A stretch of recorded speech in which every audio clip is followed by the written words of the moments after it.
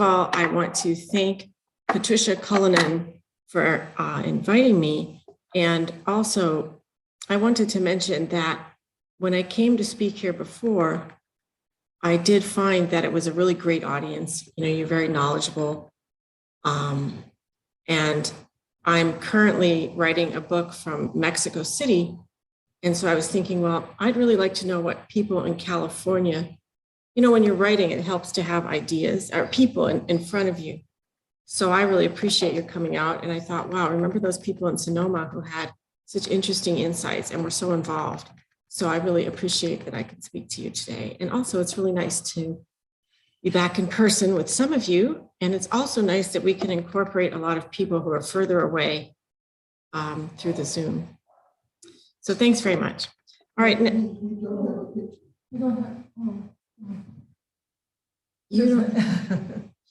It's the picture is not up there. So, oh, where's Mike? Okay, we'll have to take a 2-minute pause. That's probably what we need.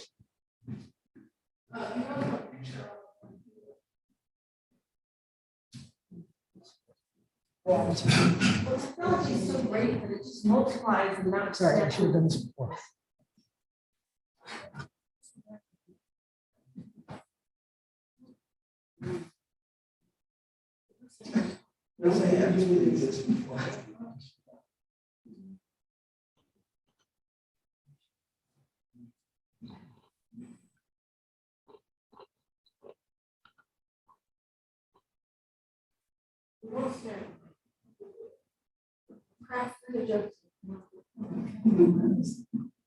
There. Yay.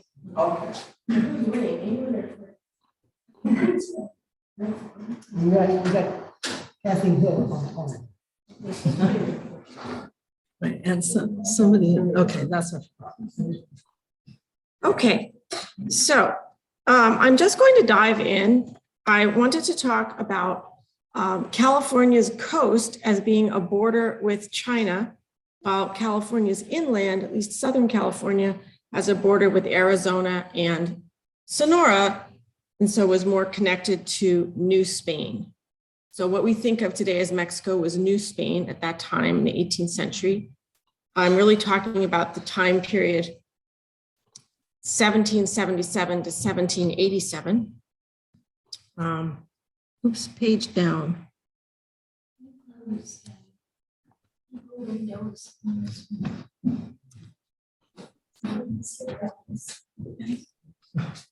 Thank you, Anita.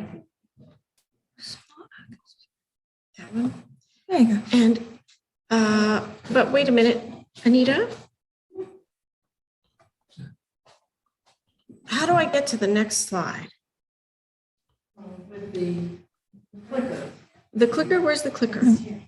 Aha, the clicker. Thank you. It's down, not up, go down, and the down button. I don't think that it's going to work because she's in Zoom right now, not in PowerPoint. So if you exit out of this tab, how do you exit out of this tab? Just to escape. Oh, No, that didn't work. Are you sure? yeah, because you're screen sharing and you can't, It should be. you have to go into PowerPoint to be able to do it. Well, that isn't always the case. Sometimes I can. Okay, I can stop the share. Sorry, guys, technical difficulties. We try to be part of the modern world. Doesn't always work. Can I page down? No, I cannot. Look at this one. No, It's not doing it. so I think what I have to do is this other one where, If you minimize how do I this, minimize that? Let's see. Okay, exit full screen. There you go. Okay. now you go here so they can still see No, you. I want to be on power. Oh, you want to be on PowerPoint. So they can all still see you and it's fine, No, right? they can't see me. They can't, yes, No. they, No, I have to go to, No, they can't when it's share screen. They yeah, can't I think see. I have to do it like this. And I think we're going to be able, this is Zoom. We're going to do share screen. I think we'll have to do it like this. And then I can go over here, right? Uh, So it's not perfect, but this is what we're going to do. So my basic question all the time is where are the Hispanic merchants in the history of Spanish California? So you hear about Russian merchants, and you hear about, the Russians in the fur trade, clearly important here. And you hear about New Englanders coming over from Canton, like George Ayers, but you don't really hear too much about Hispanic merchants. There is Vicente Vasadre, but he was only collecting otter hides in California from 1787 to 1789. And he didn't make any money. So I've been reading books written by Mexican scholars and Spanish scholars for the past 5 or 10 years. And there's mercantile activity everywhere, but it's always contraband, and people go to trouble to hide it. So then I started looking for it in California, and I started to see how things work. And that's what I wanted to talk about today. So, and I use the word Hispanic rather than Spanish. And the reason, that's a very popular word in Mexico. And the reason is because, many of the soldiers in California were Afro-Latino. They were listed as mulatto. There was every now and then a Filipino soldier. There's an exhibit about one at Presidio Santa Barbara. And there were many Indians in the military, and there were people from Spain. There were Catalans, there were Basques, there were people from Castile. So I wanted to be able to incorporate everybody in, and that's why I use the word Hispanic. And I find that basically the most numerous quantity of merchants were hidden in the supply line in the Presidios, and also coming through the San Blas Navy. This was like the persistent thing that goes on for the longest time. And I can't quite prove that because it's hard to find evidence for contraband trade in the way that I would normally like to do evidence. I teach economics. I like to have nice quantitative data. And so you're going to see some quantitative data here, and I will explain to you why I think the way that I do. But there's room for disagreement. And what you eventually will find is that trade had the trade that benefited California the most was this hidden trade. And so part of the problems is that the rules of the Spanish crown about trade made it difficult for local people to thrive. And so that's why the trade was so prolific. This picture, so I'm going to move first to talking about scandals in the Presidio supply line, which is where I get some of my evidence. What we'd really like to have is letters between mercantile actors, and you're never going to find that. There's tons of documents from the Spanish period, but the only time merchants really went into it is if they're caught doing something that was against the rules. And if they're effective and they're not caught, you're just not going to hear about it. So I often have to look at motive and opportunity. But here is a cannon from that is in San Diego, and this was made in Manila, and it came to California in 1782. And that was the same ship where recently an author named J.M. Mancini has written a book talking about how Pedro Cambon, who was the friar at San Francisco, he had gone to Manila on a San Blas Navy ship in 1779, and he came back in 1782 with things to outfit Presidio Mission San Francisco. And if you go in, there's a recess in the wall to get holy water. And if you look at the bottom, you'll see that there's a cracked Chinese plate embedded in the wall. And that was probably one of the things that he brought back when they were first building the mission. In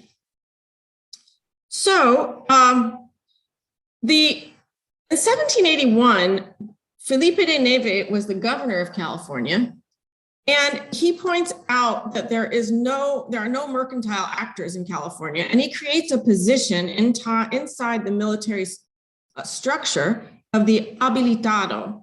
Some people translate habilitado as supply master, but I think the best way to learn what an habilitado is just to explore what these guys did. And they basically had a store at each of California's ports. So San Francisco, Monterey, Santa Barbara, and San Diego. Santa Barbara isn't exactly a port, but there was a lot of, it's the Santa Barbara Channel is kind of the default place where ships from China wind up even today. But at this time, Monterey and San Francisco are the most important. And they're the most important because the otter trade is going on. And the otters hunted in the coldest waters had the best fur. So as you all know, above this Point Concepcion, the waters are colder. And below Point Concepcion, the waters are warmer. So Monterey and San Francisco were important for that reason. Now, the first habilitado, well, I don't know if he was the first. I think the first habilitado at San Francisco was this fellow Hermenegildo Sal. I'm going to call him Sal, okay? But he quickly moves to Monterey. So Sal starts out in San Francisco, but he moves to Monterey. And you kind of get this too, that people move back and forth between Monterey and San Francisco, which are these two central places for the contraband otter trade. And Sal is a Spaniard who had come to Sonora, and he had married Maria Josefa Amezquita of Sonora, and she was kind of Presidio royalty at the Presidio of Terrenate. Now, the far northern presidios of Sonora are connected to the silver mines. So, and that's kind of interesting here that so many people from the silver region wind up being the habilitados. So Lasso de la Vega is from Chihuahua, which is behind Sonora, and Sal is at Monterey, and oops, we have some admits. In Santa Barbara, we have Goicoechea, who's from Los Alamos, and in San Diego, we have Zuniga. Now his story is a little bit different. He doesn't really come up today, so we're gonna leave him out. So this is a picture of San Francisco Bay made in 1777. Somebody was telling me there were more trees then, and here it says forest. Right over there, that must be San Jose, right? And one thing that's nice here is you can see La Goleta Sonora, which is a San Blas Navy ship that would have come down from the Gulf of California. So I don't know if you guys know where Los Cabos is, but I'm guessing one or two people might have been to Los Cabos. And opposite Los Cabos on the mainland is basically where San Blas was. So on a very rainy day, some worse than this, I think it was pouring cats and dogs. Ramon Lasso, who was a humble man, was ordered to arrest his commander, Diego Gonzalez. And I don't think this made his day. At first he said, I can't do it because of the pouring rain. And then he does it. He has to send him down to Monterey, where the governor is. So Monterey was the capital. And then I think a lot of these arrests and everything may not have happened if Joaquin Moraga were still alive. Joaquin Moraga was the first commander of San Francisco. He also was from the silver region of Terrenate and Huevavi, and he had been Anza's right-hand person. And I think one reason maybe all of this comes out in the open is because less skilled people replace him. And then in 1787, Soler arrests Lasso himself. So first he tells Lasso to arrest Gonzalez, and then he arrests. So I'm going to give Lasso an epithet. We're going to call him hapless. This is hapless Lasso, because he really always gets the short end of the stick. He was supposed to sell, he himself only had 2 shirts to his name. So if he was doing contraband trade, he wasn't doing it for himself. He was doing it for somebody else, maybe Diego Gonzalez, maybe somebody else. And yet he's the one that really sticks around to take the fall. He doesn't have powerful friends. And $1,500 is missing from the tobacco revenue. So that's another thing we can see now. One thing habilitados do is they sell from their stores cigarettes. And at this time, the Spanish crown was trying to raise extra money because they were at war with Britain. They were not actually at war in 1787, but they were often at war with Britain during the period when California was colonized. So 1779 to 1784 was one of those time periods. And you know that we've heard the story in the 13 colonies, which is basically the same time period when Britain tries to raise taxes and the colonies revolt. So it was a similar pressure for the same war in New Spain, that there was constant raising of taxes. And one of these was that you were not allowed to raise your own tobacco or buy it from any place else but the habilitado. Now, I find the stories a little more clear when I read a second case. And the second case is about Sal. So if Lasso is the hapless habilitado, Sal is quite the opposite. He was clearly the best accountant in California and well connected to powerful people through his wife from Presidio Terrenate. He lived in Monterrey. Governor Fajes also lived in Monterrey. And, you know, Fajes was clearly not going to lose Sal. So he's accused of a $4,000 discrepancy, which is about $100,000 in our money. And he points to a pile of 97 otter hides in the corner of his home. And he says, well, that's where the money is. And what he's basically saying is that he took the postage stamp revenue, because he was supposed to sell postage stamps, and he invested it in otter hides. And what that probably means is that he bought trade goods, and at his store, the local troops could buy the trade goods and go out and trade with the unconverted Esalen of Monterrey, who would then get the otter hides, sell them to the soldier, and the soldier would sell them to the habilitado. The benefit there is that before Indians were converted, they had a currency system in which beads were value. And the Spanish imported beads, and the beads the Spanish imported fit right into that system of value. So a soldier who was poorly paid could convert his peso paycheck into beads, and then he would be a wealthy man among the unconverted Esalen. Of course, this only works if the people are unconverted. Once the people are converted, their missionary will tell them, listen, you ought to be insisting on 7 pesos per hide. You can't give an otter hide for a handful of beads. And so at the same time that Neve created the 4 habilitados, he also had promoted the idea that Indians should not be relocated to missions at baptism. They should stay in their ancestral villages.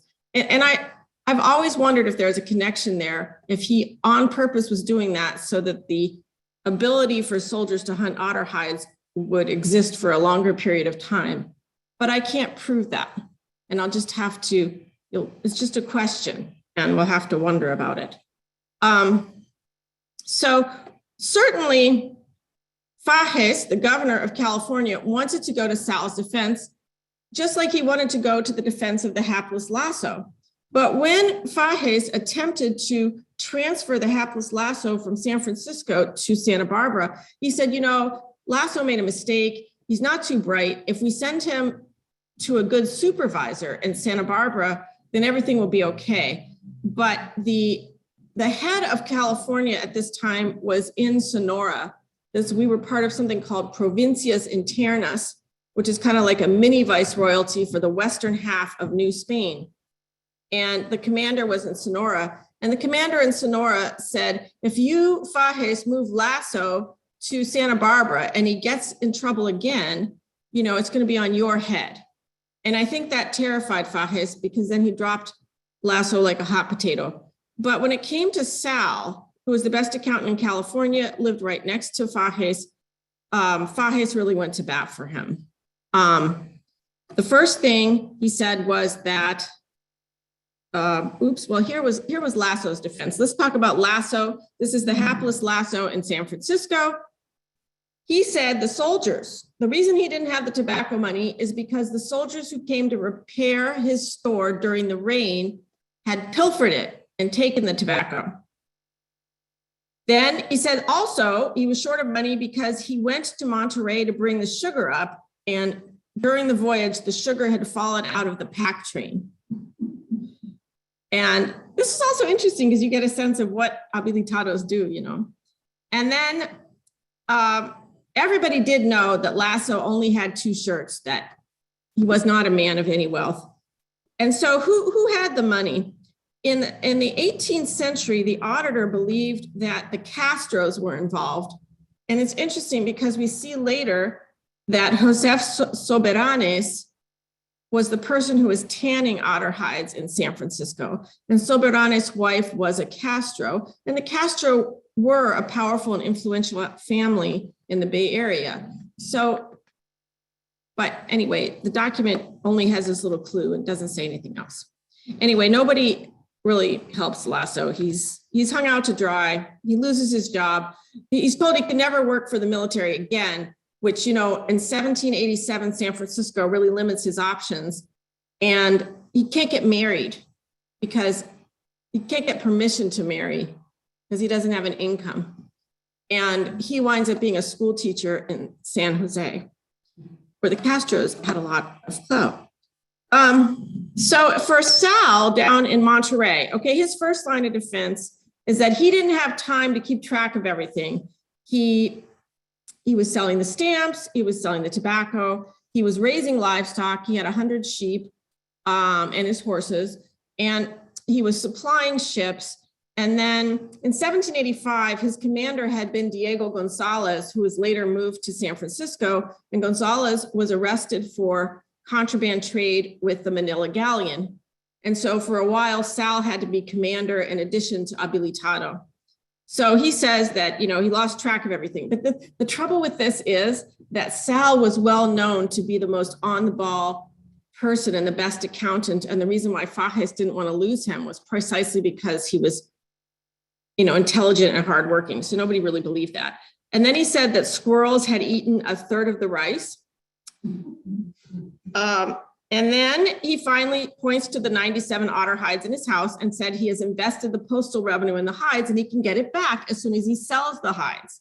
And the auditor says, oh, but the hides never belonged to you in the first place because you used the state's postage revenue to obtain them. They should belong to the state. And this is where Soberanes comes up, that he owes 55 pesos to Soberanes for tanning the hides. So that was really interesting, but it didn't work. So I guess I just want to say what did work. Well, you know, we've seen Lasso lost everything, right? And Maria Josefa Amezquita, Sal's wife, was not going to stand around and let her husband lose everything. So, and Fages didn't want to lose him either. So Fages and Sal's wife make a counter accusation that the auditor Soler was having an affair with Sal's wife, and that the reason he had accused Sal of contraband was simply to get rid of him so that he could go off with Mrs. Sal. And so since she corroborates this and says, yes, we committed adultery, Soler is really in hot water. And he really, so instead of having Sal in trouble, now the tables are turned and the auditor is in trouble. And he actually is so angry and he demands a court-martial. And it's clear that his boss in Sonora always trusts the auditor because he promotes him to run a presidio in a silver mining district, which is a plum cushy job. But I mean, it's a job that's probably hard, but it's a job where people make good money. And so that actually works. And Sal does keep his job. Unlike the hapless Lasso, Sal actually gets to be promoted to be commander of San Francisco in 1791.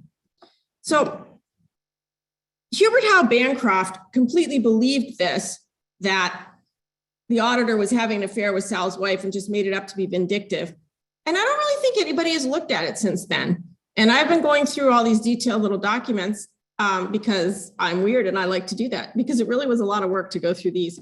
And I think that, in fact, Governor Fages was involved with a contraband trade operation through the habilitados at all the ports, but especially San Francisco and Monterey. And one thing that pops up is that Fages, the governor, is on record as discussing the otter trade in some detail. And he says, yes, we could collect 20,000 otter hides per year in San Francisco if we had in California, if we had the resources, and half the hides would be from the San Francisco Bay. And And so then the question comes up, did Neve know? And, you know, if he was promoted in 1782 from being governor of California to being commander at Provincias Internas, and if he had been the commander in Sonora and he had sent an auditor, he would have maybe soft pedaled the whole issue, right? But he died in 1784.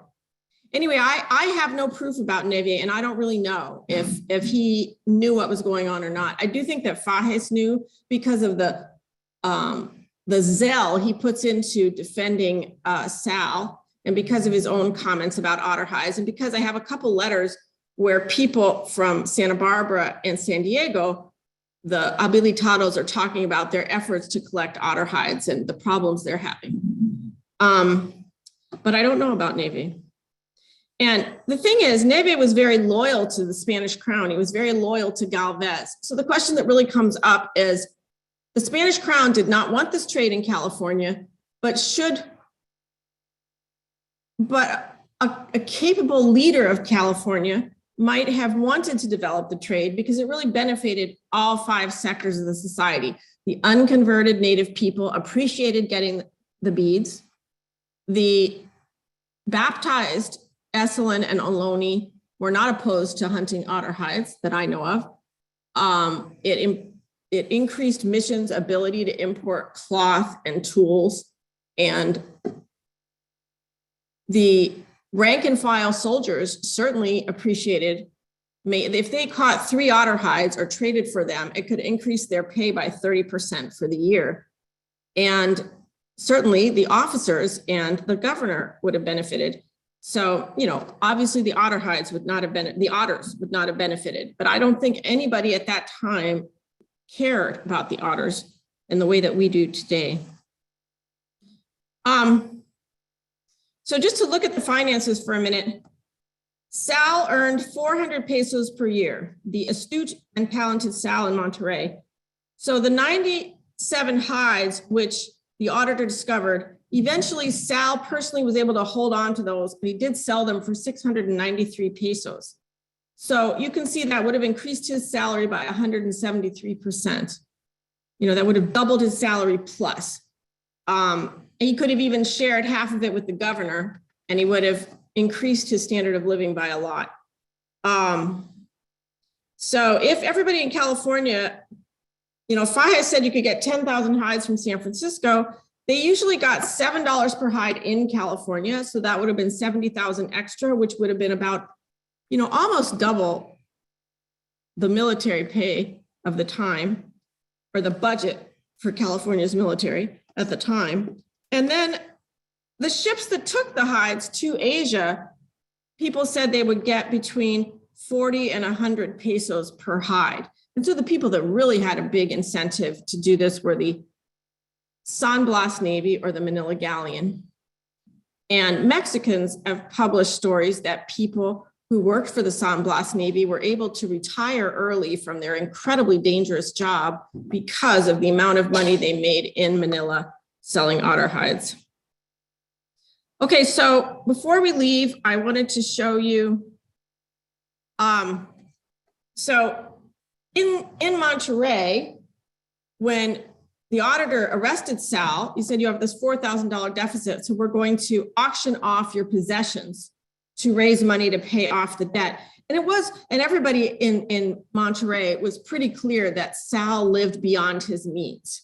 You know, I thought that was kind of nasty that they all told the auditor that. Couldn't they have just like kept that to themselves? But yeah, they said he has a fancy house, and I don't know how can he afford everything on his salary. So he had a white petticoat lined with silk, 4 used petticoats of taffeta, a new silk rebozo. We were talking yesterday online, the Pabellon de Bramante Nuevo is a linen tent, a round linen tent that an officer could sit in on a hot day. A casaca nueva, a uniform with epaulettes, a little vest of red cloth, a pants of first class cloth, silver ink pot. This is supposed to be a chupa. Well, I'm not quite sure I'm right about that. I always have to talk to David Rickman to find out what things look like. And he said, it's not a vest, it's a short jacket that would go with the uniform. And this one said it was red. So I found this on the internet, and I'm guessing this is what it looked like. And he had a silver ink pot. He had sword, pistols, goats, horses, the 97 sheep. So one of the things that comes out from this is that it is a little surprising, I think, that an habilitado in the tiny port of Monterey has these kinds of very nice things. We don't know that he got them from contraband trade. Maybe he got them from marrying Maria Josefa Amezquita. Because also what comes through is that she must have been a powerful person with the petticoats and the silk rebosos. And I think that also adds to imagining her taking action to protect her own standing and her husband's position. She wants him to rise to be commander, and we have to get rid of this little scandal. Okay, I already said that. I guess I wanted you to just see that this picture over here is New Spain, okay? And at this time period, there was discussion of dividing New Spain into two pieces. And even today, the western side of Mexico, around the Gulf of California, you see Baja California, Sinaloa opposite, and Sonora. This region is really wild and independent and not totally controlled by the central state. With the central state is based in the blue part, where Mexico City is and the Caribbean.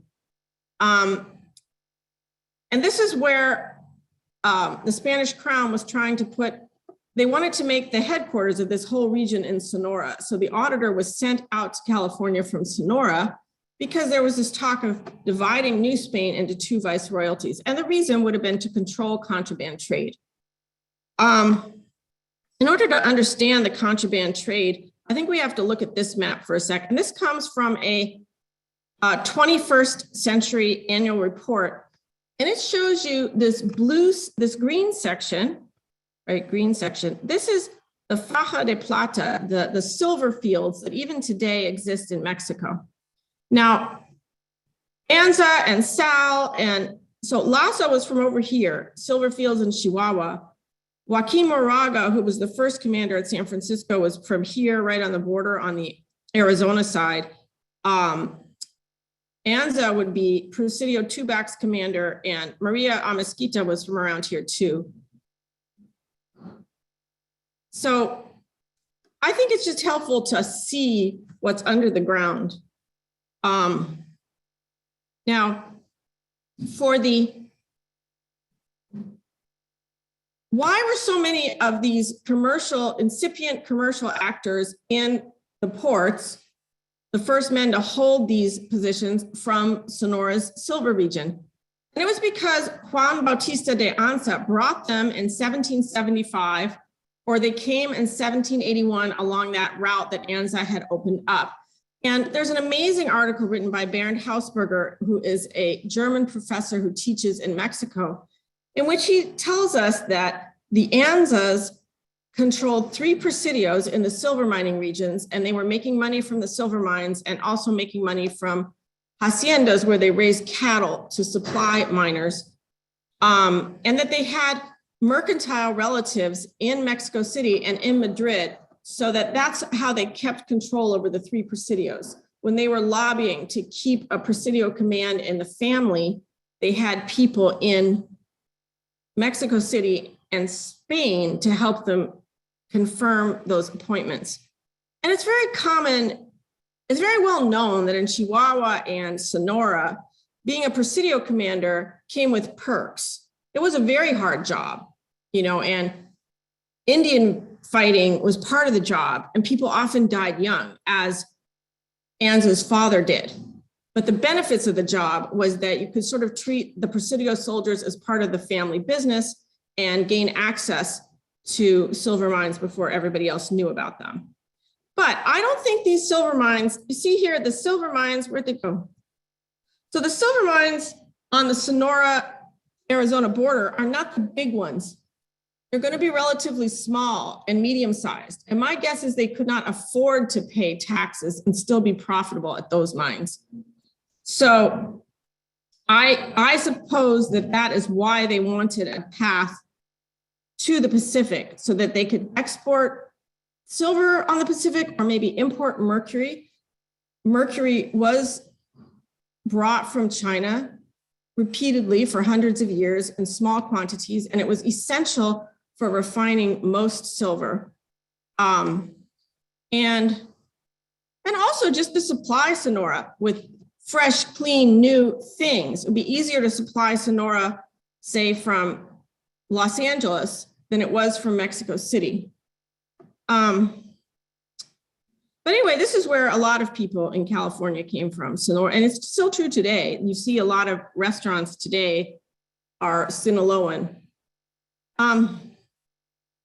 Okay, so Anza built this. Anza's idea was, yes, we want presidios on the coast, but he wanted another presidio at the Colorado River. He said this is actually absolutely essential. He invested years of his life with diplomacy with the Indian chief there named Salvador Palma.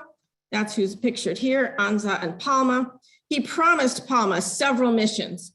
He promised him a presidio. He promised him many gifts. He brought him to meet the viceroy to persuade him to ally himself with the Spanish. And Anza and Palma got personally very close to each other. And when push came to shove, higher ups did not supply the gifts or the missions or the presidio that Anza had promised Palma. Instead, settlers came through in large numbers with hundreds of cattle and mules and horses that trampled the cornfields at the Colorado River. And eventually Palma got angry and he blew up and he killed everybody in sight. Anza was not killed that day because he wasn't there that day. But the road between Sonora and California was closed for the rest of the Spanish period. For 40 years, you could not travel from Los Angeles to Sonora. And you have to ask, why didn't the higher ups listen to Anza, the man on the ground, and provide these things? And, you know, probably they didn't want silver miners in Sonora to have a path to the Pacific to do things, to export untaxed silver or obtain untaxed mercury. But that is speculation. You know, that's the kind of speculation that Mexican commercial historians do a lot of, and that could lead us to look to see if we can find some confirmation. But I don't think people have written about Anza in that larger context. That's kind of why I thought that Bernd Hausberger's article was so helpful. So I'm probably going on and on here, and I'm supposed to get to a little bit more. In 1771, this is a picture of a Manila galleon. So I want us to just look at the trade for a minute. Who is coming from Asia to California and how often are they coming? One was the Manila galleon, and the Manila galleon is a mercantile ship. It's huge. The one that came in 1779 had 289 people on board, and the merchandise was worth $500,000 pesos, which is the same as $500,000 because at that time, $1 was backed by one Spanish silver peso. Often the galleons had 2 million pesos worth of stuff on them. So there were royal decrees that the Manila galleon must stop in Monterey for fresh foods and water. But there were also these royal decrees that the galleon must not trade with local people in Monterey. They should take the food and water, which would be hard to load the water, right? It's hard work. And then write a check in Acapulco to be deposited in Mexico City. And the reason to do that would be to keep California dependent on Mexico City merchants for its stuff, instead of having it supplied from Manila, even though millions of people pointed out that supplying, not millions, but many people repeatedly pointed out that supplying California from Manila was cheaper than going against the current and bringing things overland from Mexico City. And then the other thing is that maybe Galvez, the advisor to the king at that time, thought that if the galleon traded, there was more of a chance of these Sonoran silver miners gaining independence. Or maybe he just didn't like people who didn't obey him. You know, he talks a lot about free trade, but it was a time of transition. And Galvez doesn't act like he wants anyone to take local initiative, even though sometimes he says he does. And I want us to see the Manila galleon route. So Manila in the Philippines was Spain's colony in Asia. Macau here is on mainland China.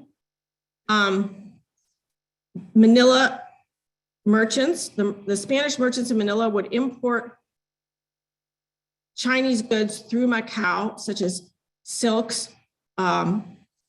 Sometimes they got things from Nanking, which is up here, closer to Japan. They also got cottons from the British in India. India is kind of off the map. And Acapulco was the mercantile port where the Manila galleon would end up. But the crown in 1768, the year before they built California, they built the port of San Blas. And I think it's because they wanted to stop contraband trade at Acapulco in part, and they wanted to have, a naval presence in San Blas, someone more loyal to the king. But they didn't pay the San Blas Navy that well, and they did very, very dangerous things. And they wound up going to Manila a lot, sailing alongside the galleon. The captain of the Manila galleon was able to bring 6,000 pesos worth of goods on every voyage for him personally to make as a bonus. And the San Blas Navy pilots felt they had the right also to bring goods on every voyage from Manila to make it more worthwhile to do the voyage. I mean, the other thing you can just see here is how California is the closest point in Spanish America to China. And that's really what, for people in the Spanish Empire, California is the eastern side of the China trade route. So I think that we underestimate the importance here of this timeline. From 1762 to 64, Spain and Britain were at war. And initially, Manila didn't know that because Manila was pretty far from Spain. And the British found out, and the British Navy and the British East India Company looted Manila from 1762 to 1764. They seized a galleon, they looted warehouses. In 1765, Galvez came to Mexico, and his job was to raise taxes on merchants, raise taxes on tobacco, and build up defense. He headed for the West Coast, where he established the San Blas Navy. In 1769, he built the Presidio at San Diego, and then the rest come up. And we often talk about how the Spanish were trying to keep the Russians from controlling this coast, and I'm sure they were, but I think everybody at that time thought that the English were the big threat because they had actually occupied Manila. So a quick view to who was in Manila. This is just a picture I found of educated people in 18th century Manila. Every Spanish family that lived in Manila was involved in trade between Asia and Spanish America because that's the only reason to live there as a Spaniard. One of them was Pedro Calderon Enriquez. He lived there he lobbied from 1746 to 1769 for Spain to open a Presidio in Monterrey. And I think this is his back of the envelope map, but I love looking at it because he shows here's the Philippines, here's Taiwan, here's Japan. Off the map is Kamchatka and Alaska. And then this little bump here is Monterrey. And down here you see Los Cabos. And this is the Gulf of California. And here you see New Spain and Acapulco right here. And, you often hear that, why didn't the Spanish use Hawaii? Didn't they need a stopover between China and California? But it's really interesting here that he draws it almost as if there's constant places where you can stop along the way.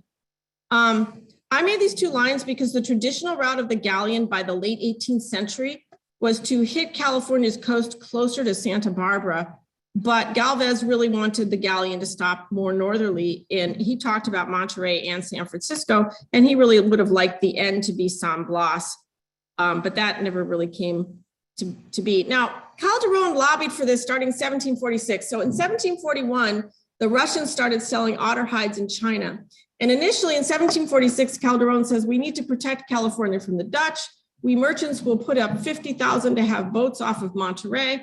But I think that it wasn't just to protect from the Dutch. I'm kind of suspecting that he also was maybe thinking that he would like to get some otter hides. And what I'm really trying to figure out is, when did people in Manila know about otter hides? Most people say no Spaniard knew that otter hides would sell for a high value in China until 1784.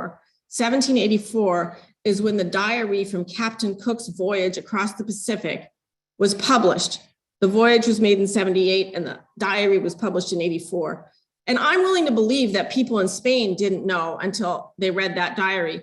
But I'm pretty sure that the Spanish in Manila knew, and there's basically proof.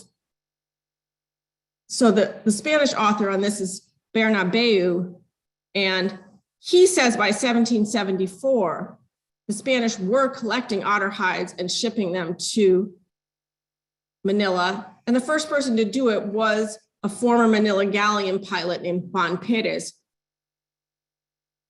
But what about before 1774? And we just don't really know. And this is a little hint that maybe Calderon Enriquez knew. Now, he was the brother of a merchant in Mexico City. His brother was very wealthy and had hundreds of thousands of pesos.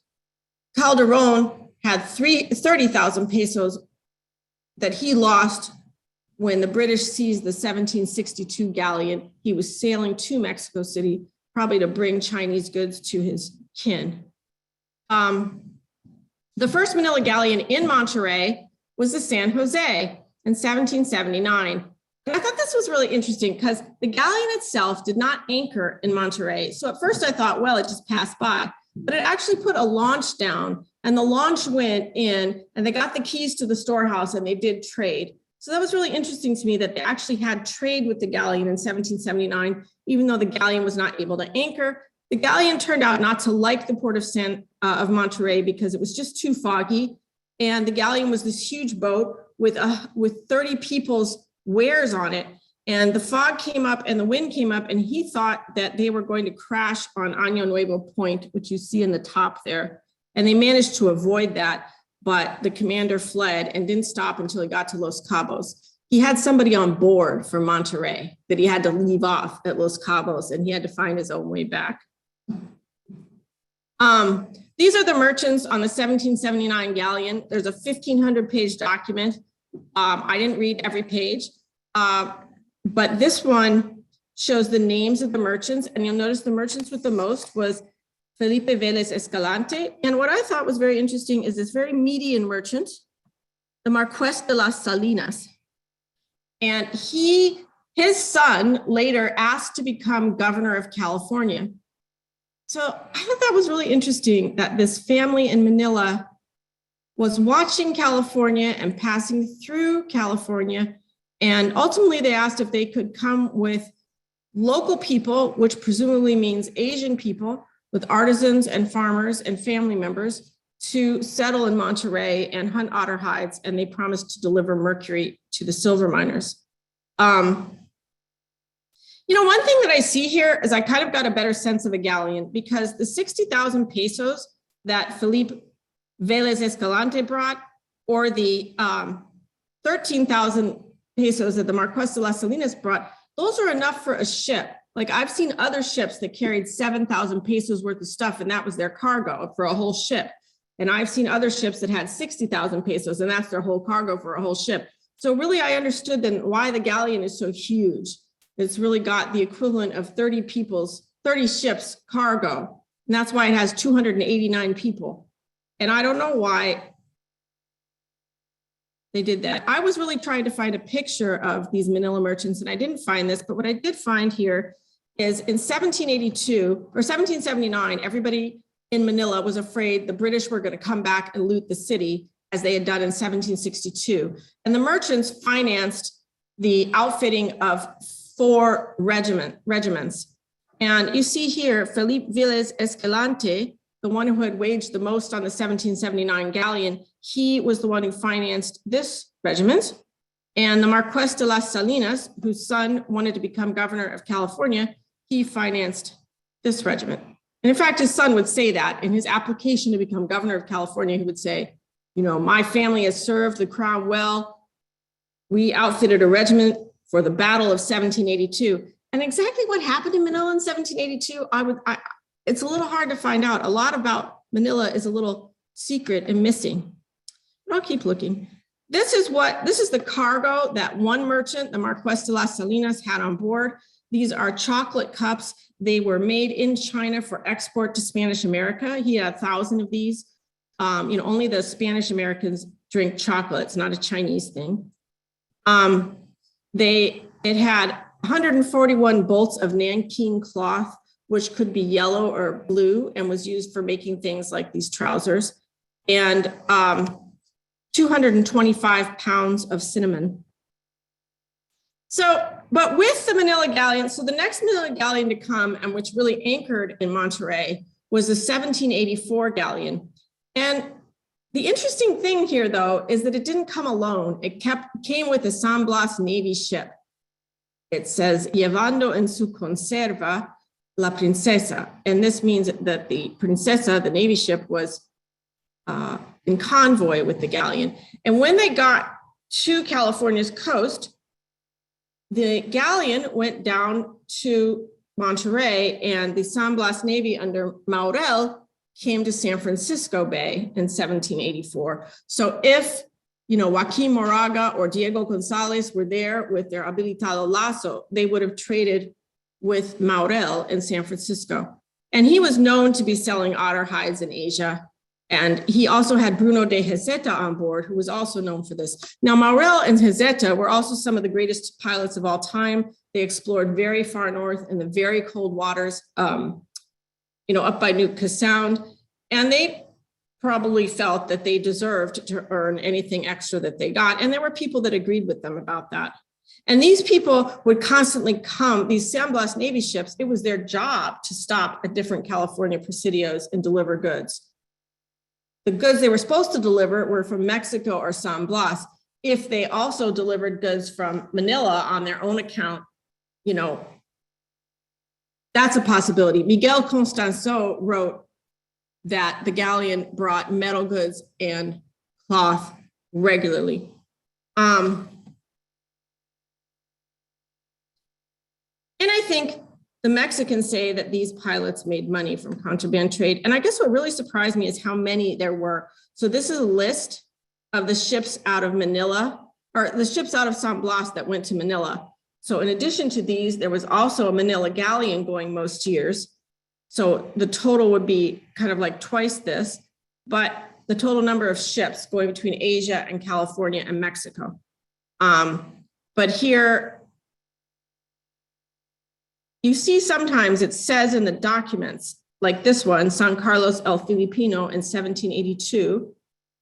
The pilot was a certain Gonzalez. They went Manila to San Diego to San Blas, and that's when they brought that cannon to San Diego, and that was the ship that Father Cambon was on. So what do I really conclude in the end? In the end, if I'm looking for Hispanic commercial actors in the Pacific Rim, I think we need to look to the habilitados in the ports and the San Blas Navy. And really, until recently, nobody was really paying attention to these habilitados. I have a colleague in Mexico, Francisco Altable. He's been trying to figure out who were the habilitados in which year in Baja California, and I'm trying to work on it for Upper California. And also to understand that if contraband trade was the only way to keep money in California, then, ambitious, intelligent people are going to find some way to do contraband trade, especially when it benefits so many people in the local area. This wasn't just something that was going to make your boss happy. It was going to make local unconverted native communities happy, and it was going to make your wife happy. So why not do it? And that even though Galvez made all these rules that got the hapless Lasso in trouble, banning trade with these ships that were coming from Asia at a time when otter hides, prolific here, sold for a lot, even though he banned that, he did build this infrastructure that other people could use. The King of Spain built the 4 Presidio ports, and he also created the San Blas Navy. And the pilots were extremely good. They had better education than they'd ever had before to be a pilot. But I'm really struck by this story about the Manila merchant who wanted his son to be governor, because it seems to me, the dream of having a road from Sonora to Los Angeles really failed. So California should not really have been tied to Sonora. What thrived was California's relationship with Asia. And if they had put in and embraced a Manila merchant as governor, it would have been much easier to supply California, and it would have been a way to make the trade blossom. Thank you for your patience. I know I talked more than the 45 human limit on attention. It's hard to know what to leave out, but I would like to hear your feedback, whether it's good or bad, just like to get it out there. And if you're online, maybe you could make a comment in the chat. Thank you. Oh, Professor Duggan.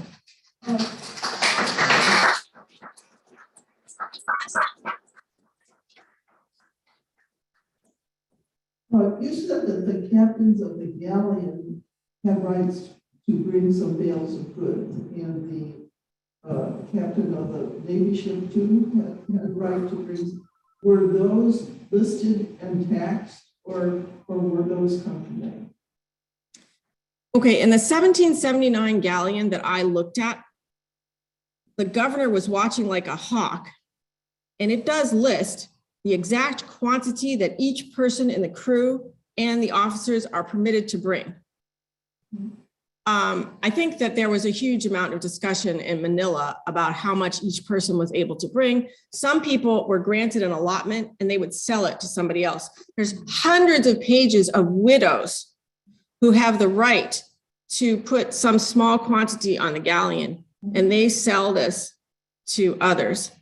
For the San Blas Navy, it was much more fuzzy-wuzzy. It's called generalas, that the crew, or at least the high officers, had the right to bring generalas. And exactly how much is that? And often what would happen is that in Manila, they would be given a piece of paper that says, you can bring this in duty-free when you get to San Blas. But in San Blas, New Spain's government was controlled by merchants of Acapulco, and they would say, no way, you cannot bring anything in duty-free, and you have to bring all goods from Asia to Acapulco. You can't unload them in San Blas. And so they would have these arguments, and sometimes they fell off the boat in San Blas. And sometimes people did get the right to bring it in.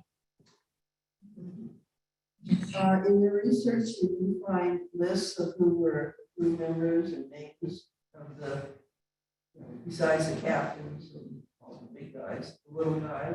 Did they list names? For the 1779 Manila galleon, they did list a lot of names, and I assume that was everybody on board. For the San Blas Navy, I haven't seen that, but I think that's available. It's just a matter of, having the time to go through each thing. I tend to rely on the books written by others for the San Blas Navy, like Iris Ingstrand has written many books about their activities, and I'm on my Iris Ingstrand kick right now, because if other people have done the research, then why go back to ground zero? But she did not see commerce. One of the things is you have to imagine things before you can see it in the document you're reading. I've been doing this for 25 years, and I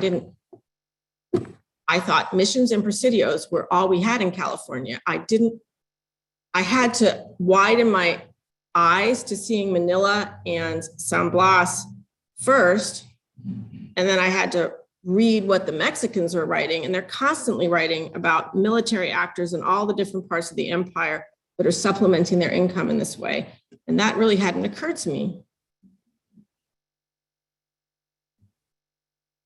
Why weren't the merchants in Acapulco more interested in maximizing the number of water hides? If it was really 20,000 a year, they thought they could bring from California. Wouldn't it have been very profitable to pursue that import? Well, they might have pursued it. Like in 1803, so the merchants of Acapulco are really Mexico City merchants. Acapulco would only be open for a couple months of the year as their port. So Mar Acapulco was known as the port that belonged to the top 1% of the Spanish Empire, which was the financiers in Mexico City. When I think there's Richard Cleveland, he gets to San Blas in 1803, or at least this is written about in his book, and he's able to buy otter hides. But he says, somebody has to go to Mexico City and get approval to sell these hides to me. So the San Blas Navy sells him the hides, but somebody in Mexico City is involved. And there's also a house of Cosillo at Veracruz, which is the big port to Spain. And Vicente Fasadre got this contract for 3 years to sell otter hides. And afterwards, he was hired in Veracruz. And I get the impression he has some connection to the house of Cosillo. So, and then ultimately what led me to this is actually, I'm about to publish an article in English, but in a Spanish journal about Jose de la Guerra, who was the habilitado at Santa Barbara. And his uncle was a major merchant in Mexico City, who I think sent de la Guerra to Santa Barbara to get involved with the otter trade. So, but the merchants, why didn't the merchants in Mexico City come to some agreement to just operate through San Blas? And I don't know. Why do you think? Do you have any thoughts on that? No idea. It just seems a resource that they didn't really take advantage of. Yes. Who was killing the otters? The Indians were the ones who had, I think it was the Indians who killed the otters. Now, we know that the Russians brought Kodiaks from Alaska to Sonoma in 1806 or to Bodega Bay, right? And the Kodiaks were much better at being on the water, and they could go out and hunt. They were the premier otter hunters of the age. But the natives of the San Francisco Bay did have tule rafts, and they sailed regularly between one side of the bay and the other. And that is who, I don't think the Spanish soldiers hunted otter. I think the Spanish soldier traded with Ohlone people in San Francisco or with Esalen people in Monterey.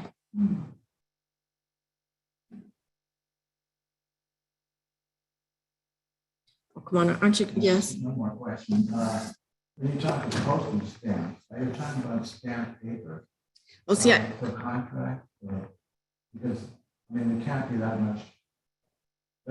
First of all, were there actually postage stamps that really?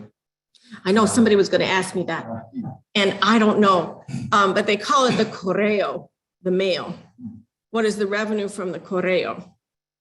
So it doesn't seem like it's sealed paper. It seems like it's something you have to pay to mail something. Maybe if you buy sealed paper, but I think talking about papel sellado is different than talking about correo. But I have to confess, I can't imagine they had little squares. Didn't they have a stamp tax in Boston that was under a great duress? Yeah, that's That true. was a British, maybe the paper had to come stamp. Isn't it interesting that the tensions for the British on their colonies and the tensions of the Spanish on their colonies are happening? I always knew at the same time, I always knew that San Francisco, founded in 1776, same year as the American Revolution. But I think it's only now that I see that the pressures that these two belligerents in Europe were putting on their local people was so intense and resisted in different ways. That's another thing, like contraband is it's a much more pleasant way to resist control than actually having a bloody revolution. And that seems to be what people in New Spain tended to do. They tended to find some way to control the system, like control who the personnel were in the system, rather than having open warfare with Spain. It's a way to have more autonomy. I mean, is it corruption or is it autonomy? I guess that's a question. And the Mexicans are having this argument. And I don't know. It does seem like the people in Spain that were planning this system didn't have the best interests of the locals at heart. But everybody here was devastated. The Spanish Empire unravels in 1810, between 1810 and 1821. And everybody here was really devastated by that. You know, that was not, they really wanted to be part of that empire and they wanted it to work. The same people that were breaking rules were suddenly donating quite a bit to the King of Spain for his last-ditch efforts. Okay, we have a few comments in the chat, before chat. Shall I read you the chat? Was the otter trade here all sea otters or river otters? I think that was all sea otters. Thank you, guys. I'm sorry I went on and on. The definition of contraband has changed over decades. That is certainly true. I mean, it's really interesting that today when we talk about contraband trade, right, you think about drugs. And I think drugs from China, fentanyl, does actually come through Sinaloa and take that same route up to Arizona into the United States, which is also fascinating. But these things that were contraband at the time, there was nothing actually wrong with them. You know, we're talking about like cotton cloth for pants and a China cup. So, I mean, in retrospect, it seems like maybe they didn't need to make such a huge fuss. We have a few more comments here, but I don't know if I can read them properly. Anita? Oh, we got a thank you. We got a thank you. So the idea of stopping for resupply created the orders to go to Monterey. That seems to be the realization of the idea of 1595, which was ordered to map the coast to find such a port, but ended in shipwreck. Any earlier plans to have a first port of call? So he's talking about, this is Mike, and he's talking about the Cermeño took a galleon, the San Agustin, which wrecked up here in Northern California because it got too close to the rocks. And for many years after that, people stayed off the coast of California, especially in the north where it was foggy and there were underwater rocks. Cermeño's crew actually rebuilt a little ship and sailed back to Mexico, which is amazing. But you know what, there was a 1719, there was a plan to build a presidio at San Diego, which I actually think would have made more sense for the galleon people. If you want to hunt otter hides, you want to come to the north. But if you just wanted a port of call, San Diego was in warmer waters with less fog. But that 1719 thing never happened. Was the otter trade here? Okay, we did that. Yeah. And who are the Esalen? Well, the Esalen are the native people of the Monterey area, the people that first entered Mission San Carmel. And I was actually looking up who are the Esalen last night, and they have a very nice website made by the modern community. And yes, Anthony Ray says Terranate and Sonora. These mines that the Anza family controlled and where the mines were at that time were Terranate, Fronteras, and Tubac. So Tubac is on the Arizona side and Terranate and Fronteras are on the Sonora side. And between these in 1736 was a major find called Planchas de Plata. It seemed to be already refined silver just sitting on the ground. And to this day, there's debates about whether that was a natural phenomenon or treasure that fell off a pack train. If it was treasure that fell off a pack train, you have to give 50% of it to the crown. But if it was a new find, you could keep it. And the Anza family was very involved with deciding who would keep it.